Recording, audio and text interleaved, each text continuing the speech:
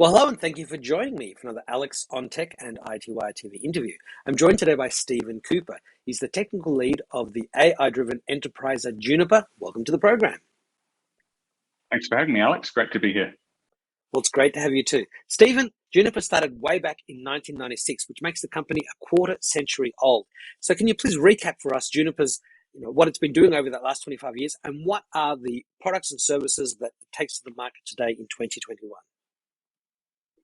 Sure thing, Alex. As you mentioned, Juniper Networks has been around for quite a long time, but essentially our focus today in the modern era is around cloud, AI, and 5G networking experiences. So our strategy essentially consists of focusing on cloud-ready data centers, automated WAN solutions, and the AI-driven enterprise, as we'll be talking about today.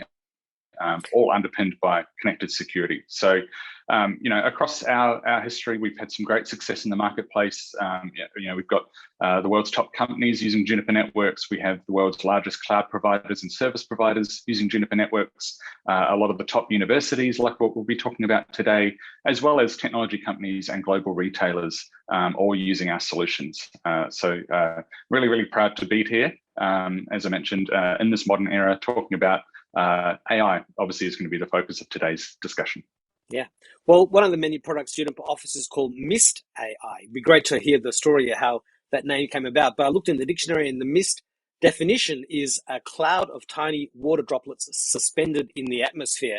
Although in this case, it's a cloud of AI-powered wired and wireless connectivity. So can you please explain what Mist AI is and does and where it is being used? Sure thing.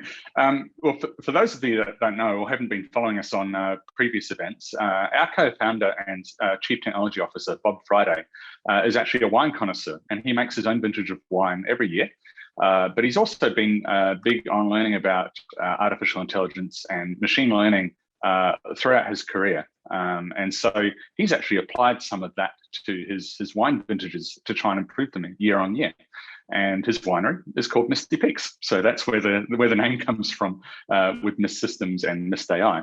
But essentially, what we've developed with this modern cloud architecture, all driven by Mist AI, is using a combination of artificial intelligence, machine learning, and data science techniques to optimize the end-to-end user experience and simplify operations across the wireless access, wired access, and SD-WAN domains.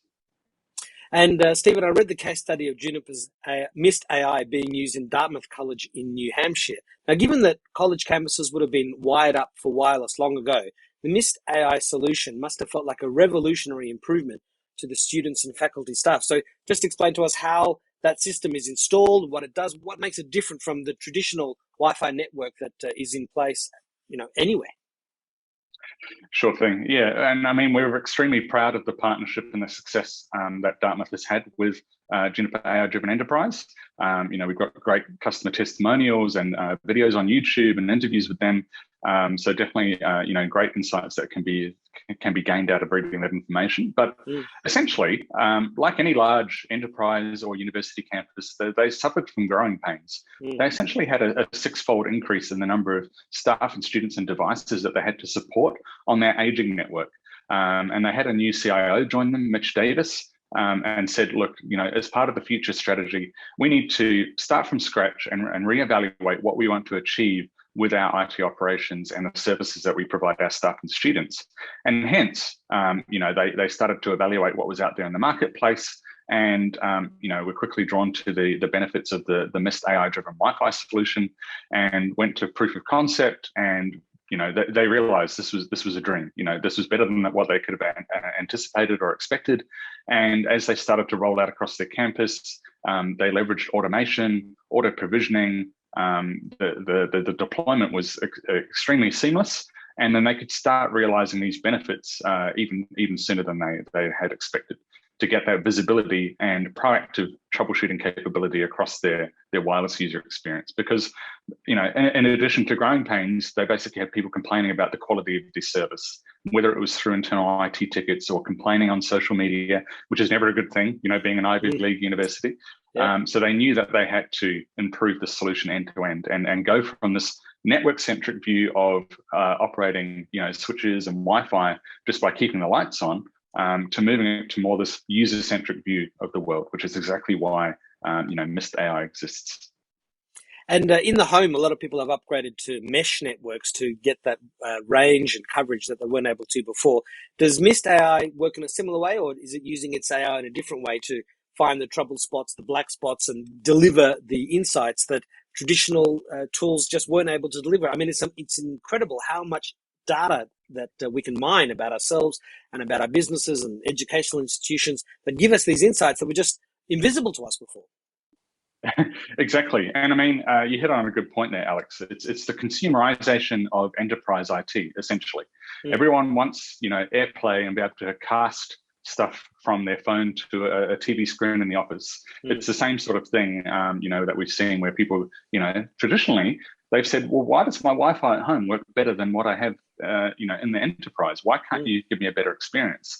And a good contrast of where we've come from is the old way of designing enterprise networks was just purely from a coverage standpoint. Let's deploy an access point and turn up the transmit power as high as we can do in the regulatory domain, and that'll be it.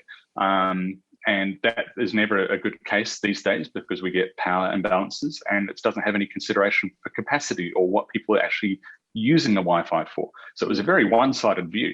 And you mentioned, mesh and the home Wi-Fi. There's obviously lots of solutions for that these days. One Wi-Fi router or access point doesn't cut it in your home anymore. You need to actually have, some considerations around coverage. Hence why we have, in-home mesh solutions. Now, in the enterprise and in, higher education university campuses, especially in the case of Dartmouth, they've come from their legacy design.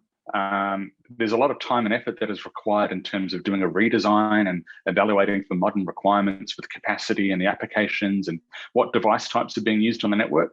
And they essentially took the approach of saying, well, let's put Mist Wi-Fi in the same access point installation locations we have now, and let's use the insights and the analytics that we get from Mist AI-driven Wi-Fi to say, now we know where there's coverage holes based on the telemetry that we're getting of the user experience. We can then say we need to put additional access points in this particular area of the campus, or we need to move something, or we need to adjust the settings.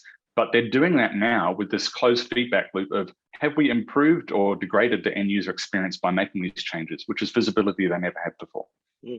And over the last 10 or even 20 years, I've read a lot about Bluetooth beacons and location services, and it's always something that's coming way down the future when they install these things in shopping centres. But that's something that's a reality for the faculty and staff at Dartmouth College. Definitely. It's one of those things. Location analytics and location services has always been a nice to have, and now it's becoming more of a must have. And again, one of the other divisions that Bob Friday had was, focusing on a modern cloud infrastructure to drive, these user-centric insights across the wired and wireless network, but also make it easier to enable and configure and consume location services from the cloud as well. So the old way would be, you deploy your Wi-Fi infrastructure, but it was typically an external overlay infrastructure required for location services, or you have to send someone out to calibrate literally square meter by square meter to try and get that working. Very time intensive and very costly to do that.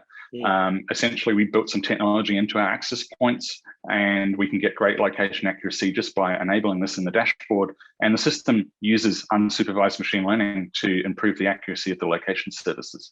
So it means that this value add is now even more easily deployed, and it means you can get that return on investment when that use case needs to be satisfied.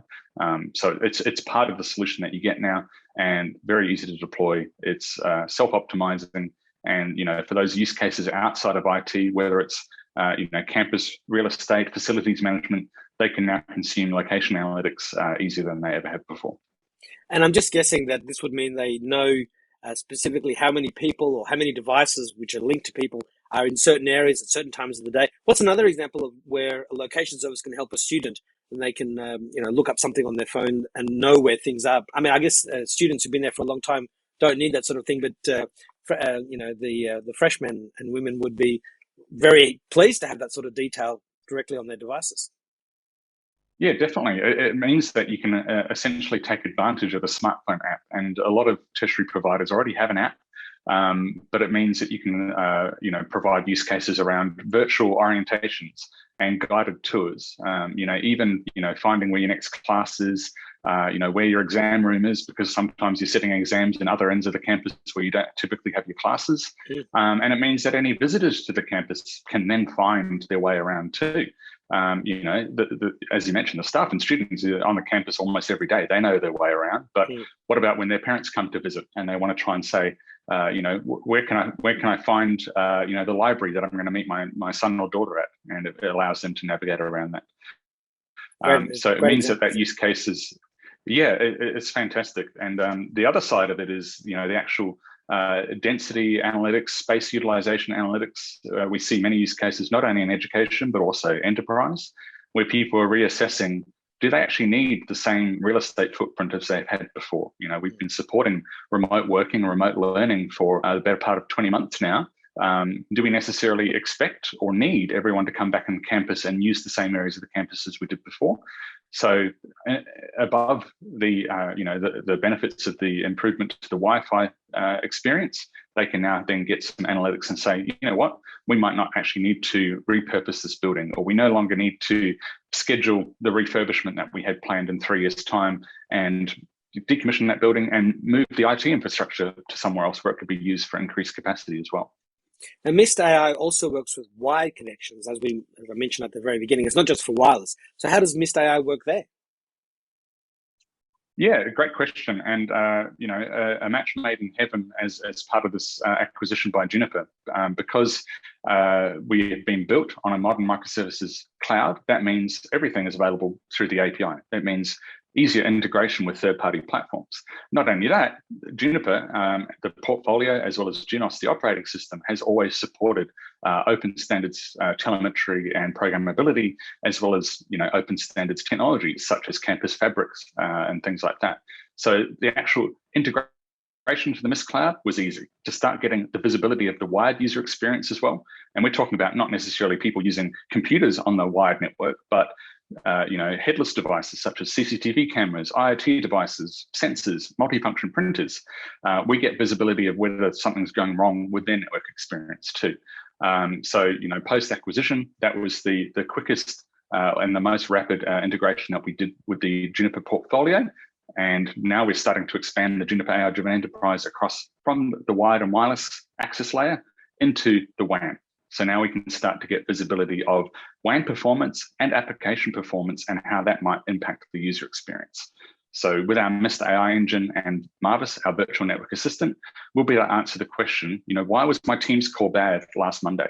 Because we can then get the insights of, well, was it a Wi-Fi interference issue, or was it some latency on the WAN, or an actual problem with that cloud-hosted service, with having that visibility across the AI-driven enterprise? Yeah, well, it was obviously a very synergistic acquisition between Mist and Juniper. Clearly, you both supercharged each other's capabilities. And what you just described, the last 2 years must have been a bit of a playground for you to have all this new technology to work in and all these new customers to be able to reach and support and help. So, that's a success story. It definitely is. And it's been a measured approach. And why we've done things the way we have is because we focused on what are the most impactful areas to the end user experience. Hence why this system started on AI-driven Wi-Fi first, because most people are using wireless these days. And there's so many different things that can go wrong with wireless. Not only the technology and 802.11 protocols and things, but there's so many different devices out there that behave differently. But there's also so many underlying network support and infrastructure services that can impact the end user experience. So that was the first goal. Let's improve Wi-Fi end user experiences first. The next logical step is the wired access layer beneath that that's supporting the Wi-Fi, as well as connecting wired devices. So it's a logical transition that we're expanding across the portfolio, across the WAN, then into the data center and across multi-cloud applications as well. Now, Stephen, there's something called QUESTnet. So what is QUESTnet and what is Juniper's involvement? Yeah, it's a great event. It's been running for many years, and essentially it's a higher education focused conference that runs for a few days. It's going to be a hybrid event this year, so it's a balance of the best of both worlds, given the environment that we're operating in the moment. But essentially, it's around anything end-to-end IT solution focus for higher education campuses. And there's a series of seminars, a series of workshops that people can attend, as well as presentation sessions and keynotes, and a typical exhibitor hall as well, where people can go out and see what is out there in the marketplace and see if there's any potential new ways of transforming their education experience for their staff and students. Yeah, well, especially in this post-COVID, we're not quite post-COVID yet, but the environment you mentioned before about redeploying resources in educational institutions that are perhaps not being used, and that money, I guess, could be used to enhance the experience in other ways. And even that whole ability to look at the flows of traffic. I mean, it must be giving good insights to people in this COVID era, where now we're going to see a lot of students actually coming back to campus. Like in Australia, they're going to be bringing a lot of students back in. This also makes me wonder, where else is Mist AI being used, presumably in enterprises, but other educational institutions globally? Yeah, definitely. Beyond the great customer testimonials such as Dartmouth, we've got other top universities as well. Even primary and secondary education here in Australia. We've got a great local case study with Alamanda College in Victoria, and very similar benefits that Dartmouth House had as well in terms of ease of migration from their existing wireless solution. It was a matter of a weekend that they rolled out over 100 Wi-Fi access points, and they were just blown away by how easy it was, as well as not having to be hung up by learning a new technology so much, because it's all cloud managed and UI focused. Very easy to configure things. So, wireless LANs are wireless LANs. The security settings, the RF settings is pretty much very similar across most vendors. But then if you're trying to, find your way through an old outdated UI, or trying to find your way through another vendor's CLI, it's a big learning experience to overcome. But this was such a no-brainer for Alamanda College. It was very, very easy, and just like Dartmouth, they were able to then start to get the insights and the visibility of what's going wrong with any staff and student devices. They also migrated their wired network to Juniper switching at the same time with wired assurance, and they instantly was being alerted by Marvis, our virtual network assistant and proactive insights agent, was basically saying, we found some bad cables on the networks, and they were faulty cables with Apple TVs that were shipped, and they were able to immediately resolve those problems as well. So getting visibility into areas they never had anticipated before. And the same thing goes for any vertical, really. We've seen great success across large enterprise, small enterprise, financial companies, insurance companies. We've got some of the top retailers as well using these solutions, and not necessarily just for Wi-Fi. Location services, as we discussed earlier, is big in retail, and it doesn't matter if it's in-house retailers or shopping centre operators. They're all getting the same sorts of benefits and visibility, because a lot of those environments, there's a lot of devices out there and a lot of users out there that are expecting connectivity that are not necessarily in-house users. They're not managed devices like you'd have in a typical enterprise. So whether it's for large events, large public venues, retail shopping malls, how do the IT administrators or service providers for those environments proactively identify problems when they're just a random person visiting the shopping centre for the weekend and can't use the guest Wi-Fi, but they're not going to be bothered to report that problem through a ticketing system at all. So you name it, doesn't matter the vertical or the scale of the business, everyone is seeing the same sort of benefits thanks to what we've done with Mist AI. So, as I mentioned before, with the COVID and the pandemic, it's created a lot of digital acceleration, which is something that has, one of the silver linings out of the chaos that COVID has brought upon to the world. Are there any other learnings from dealing with the pandemic that you'd like to share?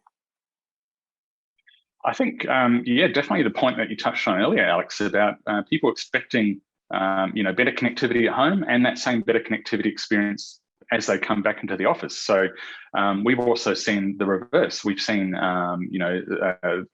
basically the launch of a product called Enterprise at Home, which is basically taking the same Mist AI-driven solution and allowing customers to not necessarily deploy a Mist access point at every remote user's house, but at least enabling VIPs or executives to have a remote connectivity experience, which is very, very similar to what they would get in the office, and hence have that remote troubleshooting and visibility of their end user experience, and not having to send an IT support technician out to that person's home, which is obviously nearly impossible when we're in lockdown, even with the exception process and things like that. So that's been a big shift in terms of supporting hybrid and remote working. And also now people coming back into office environments, even with the example of the universities, more people than ever before are using wireless as their primary access medium. So it's becoming more and more evident that the wireless needs to work like a utility. It just needs to work, and it needs to provide a great experience. And so that is then driving a lot of IT operations teams to change the way they operate and reevaluate something new out there and provide additional services. We've seen a lot of customers where they've used the downtime as such with people working remotely to say, in our preparations to have people returning to the office, we're going to do a complete refurb, move to open office environments or collaborative workspaces. And that means there's not a cable in sight. Everything has to be wireless. So they have to provide that guaranteed service and, leverage use cases similar to the universities. Maybe it's hot desking and, staff members want to use an app as soon as they step out of the elevator to find the nearest available hot desk for them to use for a couple of hours while they're in the office, and they can use location services to do that. So, Stephen, with all the things you've told us about Juniper and Mist AI today, is there anything else that you'd like to share with the audience watching?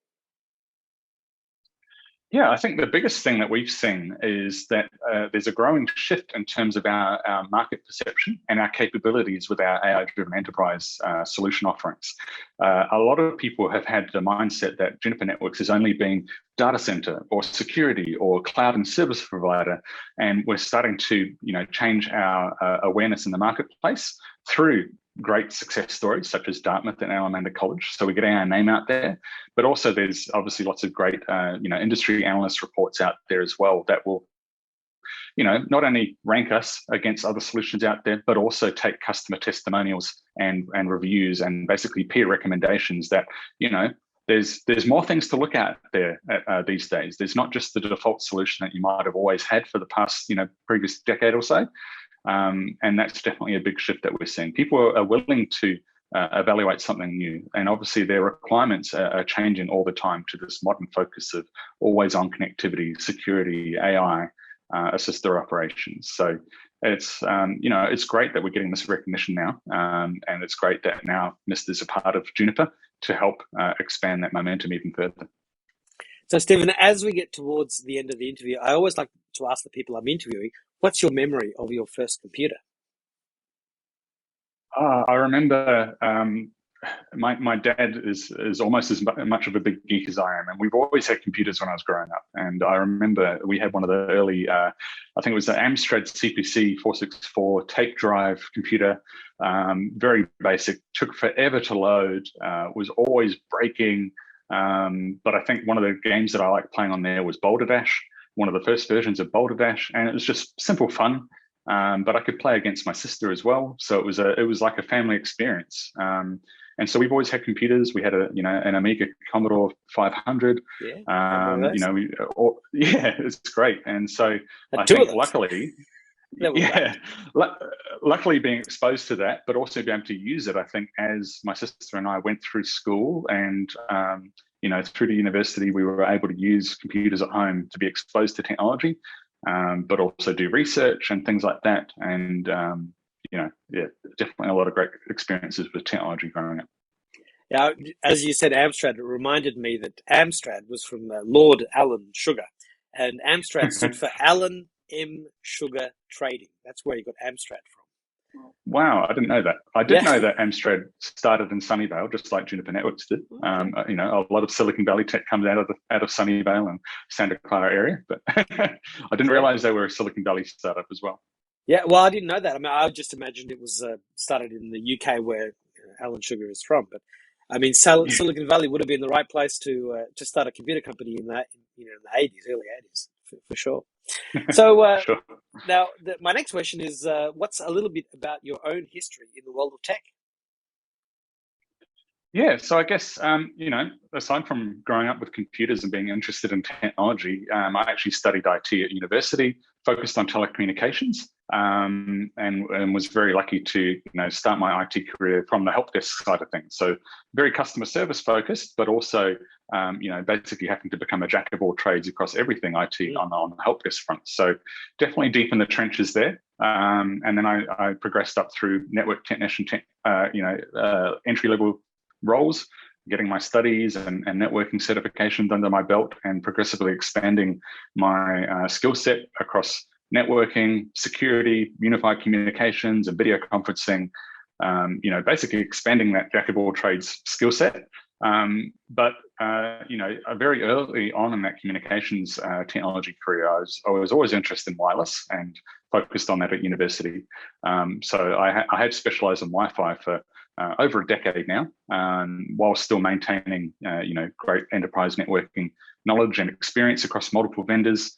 I've also had the benefit of working for partners, not just on the customer side, but partners. I've done data center migrations, large, office campus environments, talking, over 1,000 access points and lots of switches. So yeah, very, very fortunate to have a wealth of experience. And I've been now with Juniper AI-driven enterprise team for just over 2 years. So very fortunate to be with a company that has fantastic products, but more importantly, really happy customers. Yeah, absolutely.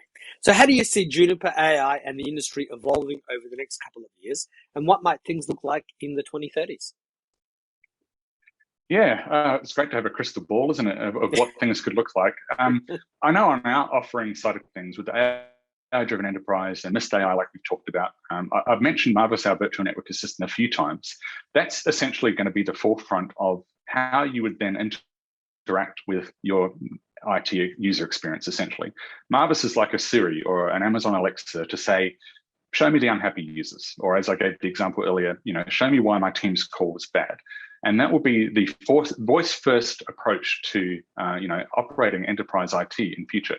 So I think by the time we get to 2030, it'll be, not only is a solution like Marvis and Mist AI proactively identifying problems, but it's self-resolving them without any human interaction, because the efficacy of those AI machine learning algorithms will be so much more advanced than we are today. I mean, there's so many great things that we can do today as it is, but if you're talking about, in another 8 to 10 years' time, there'll be the efficacy and the trust built into those systems to then say, you know what, Marvis has found a problem with our WAN connection. It's going to self-optimize and remediate that, and we're going to hear about it after the fact. It'll just be a notification. We won't be worried about user performance problems because the network will heal itself well and truly. And it will mean that people's roles will shift more to these value-add services that we're already seeing today. It'll be the additional use cases outside of providing wired and wireless access. People will be focused on location services, automation, data mining, analysis, trend analysis, and essentially this will be synonymous no matter where your users and customers are accessing the network from. It'll be more synonymous. There'll be less defined lines between what is consumer at-home IT versus what is enterprise IT. It'll be the same experience no matter where you are, and that's where everyone is striving towards at the moment. And Marvis sounds like it was inspired by Tony Stark's Jarvis. Yeah, taking an M from Mist and Jarvis and Marvis. So yes, yep, definitely. Very clever. So. Very clever. So, what is the best piece of advice that you've ever received to help you get where you are today? My second last question. Yeah, I'd say the best piece is probably, embrace change, take risks, definitely get out of your comfort zone. And I've seen this ring true not only for myself and my career, definitely have gone through a lot of change in my career and trying new opportunities. But the same could be said, I've given some examples already of even customers and IT teams out there trying to evaluate something different. There are alternatives out there. Sometimes you need to embrace a bit of change to get to a better place. And I know there can be hesitancy. IT change management's quite funny when you look at it, because a lot of IT people themselves are resistant to change, but there's so much that can be unlocked by embracing change. So that's definitely what I recommend to my peers and colleagues and friends is, if you want something new, if you want something to change, well, you have to change yourself first. Absolutely. So, what is your final message to iTWire viewers and readers, and to your current and future customers and partners? Well, I think those that are attending QUESTnet, please come and visit us at the Juniper Network stand. I've also got a presentation slot on Wednesday the 1st, first thing in the morning. So I'll be keen to network and meet with you there, and anyone attending virtually, likewise, happy to meet and network you there through that platform. But I definitely encourage people to take a look at not only industry analyst reports out there about enterprise wired and wireless network solutions. Take a look at our website, have a look at some of the great customer testimonials such as Dartmouth, and some of the other vertical specific use cases we have, like retail, manufacturing, even primary and tertiary education. Some great stories there. And definitely have a look for other alternatives out there. Now is the time where people are expecting more from the network and expecting better end user experiences across the network. So as we talked about, the theme today is not just about keeping the lights on, it's about providing better end-to-end user experience for your internal customers and staff.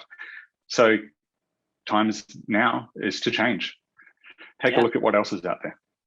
And for those who want to know more about QUESTnet, was that Wednesday the 1st of December that the QUESTnet event is on? It's on November 28th, November 29th, 30th, and 1st of December in Queensland University of Technology in Brisbane. Okay. And obviously, as you said, it's a hybrid event. If people can't be there physically, they can join virtually. Yeah, well, for sure. And we're a gold sponsor there. So not only will we have a stand, there'll be some sponsored events there too. So definitely worth checking out. Excellent. Well, Stephen Cooper, the technical lead of the AI-driven enterprise at Juniper, thank you very much for your time. I wish you the best of success in the future, and I hope we can talk again. Great. Thank you so much, Alex. Loved all of your questions. It was great chatting with you. Great to talk to you too. Thank you. Bye-bye. Thank you.